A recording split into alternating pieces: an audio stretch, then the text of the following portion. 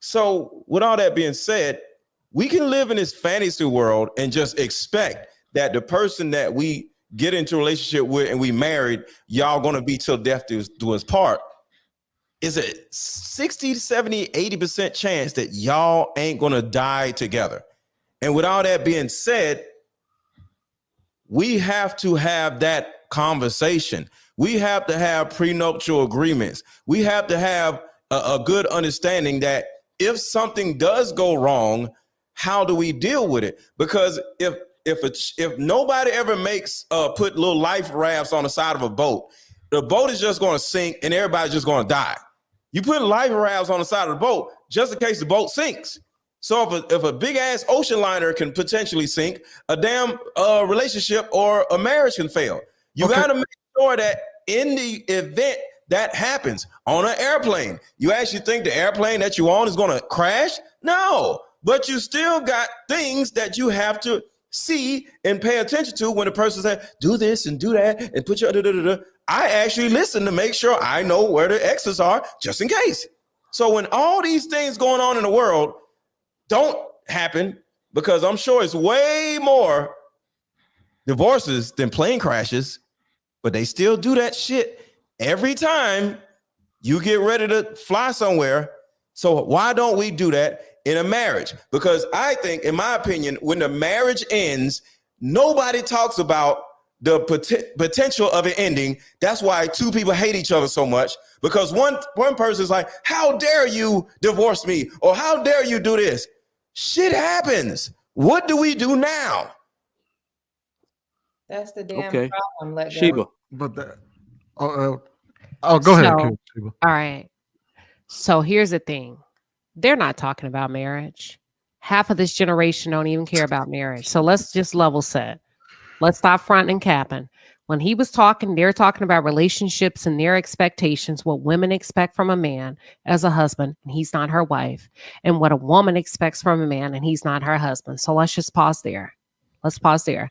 The second thing is, my grandmother used to say, everything is fair until somebody gets married. I don't care if you have a baby. I don't care if you have 5 babies. Until that man asks you to marry him and y'all exchange those vows, everything is fair until you take it there. So there should be boundaries and order. And if you didn't like it, you should have taken precaution beforehand. Do you get? I hate to sound like a bee, but that's the truth of the matter. And a lot of people are remixing recipes. I want a marriage from you without marrying you. I want your financial commitment from you as a man. I want your sexual commitment from you as a woman, but I don't want to be your husband. And then you going to leave me, or you going to leave me? You're not going to pay my rent. Y'all, I mean, it's all crazy. It is a wild, wild west out here. So in that scenario, outside of marriage, I'm not talking marriage. I'm talking about situationships, entanglements. And some people remain in them in this day and time. Not so normal now, right? Well, we're producing fruit before a commitment. I'm going to give you everything. Giving you the best that I got. Like Anita Baker said, before you commit to me, I'm going to give you everything. And then I'm going to place demands, and you don't even know if you like me 3 years from now, after I have a baby, or after I paid your rent, or after whatever. So let's just back up a little bit. Everything is fair until somebody gets married. So now, go ahead. I was going to say, so if y'all are coming from it from that perspective, then from Mr. Let Go's perspective, where obviously we're dealing with a situation where there's already the house of marriage is already built with doors and windows because we have the state. And then what you're talking about is that essentially these relationships ain't being houses built with doors and windows. They literally you know what I mean, tent cities out here right now. Well, it's you hear West out there, but and I don't want to be a bad guy. You hear women saying, I need him to pay my bills. I need him. That's not your husband. You hear men say, I need her to do this, cook and clean. That's not your wife. Number one. Number two, let's get into the marriage. And let me wrap this up. You should have boundaries and windows and doors, because half of you just said you don't want a fat girl. And if your wife becomes a fat girl, that is a window and or a door for you to say, hey, I'm getting close to the door. I'm getting close to my way out. So stop capping and let's have real conversations tonight. That's all I'm saying. I think you added some context to what he was talking about. That's a good point.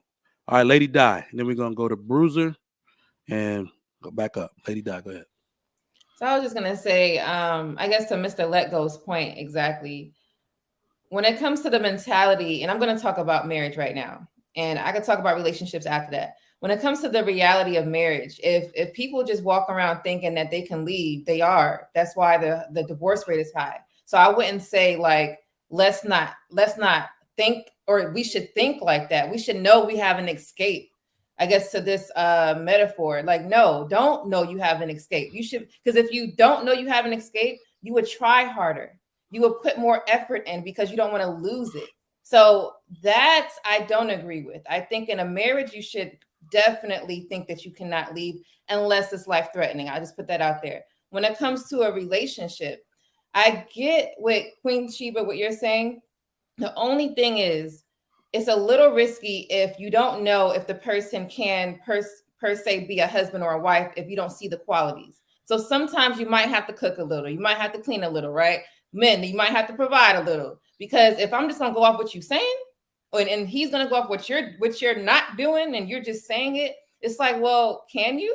So I think, yeah, you should be able to look and act like a wife, look, right? Men should look and act like a husband. I think that that's very vital in this society. I don't know about back in the day, but today, definitely, because the Gen Z, right, taking over. A lot of them don't even understand what marriage is because they don't see it. They're looking at reality shows, and what type of marriage is that?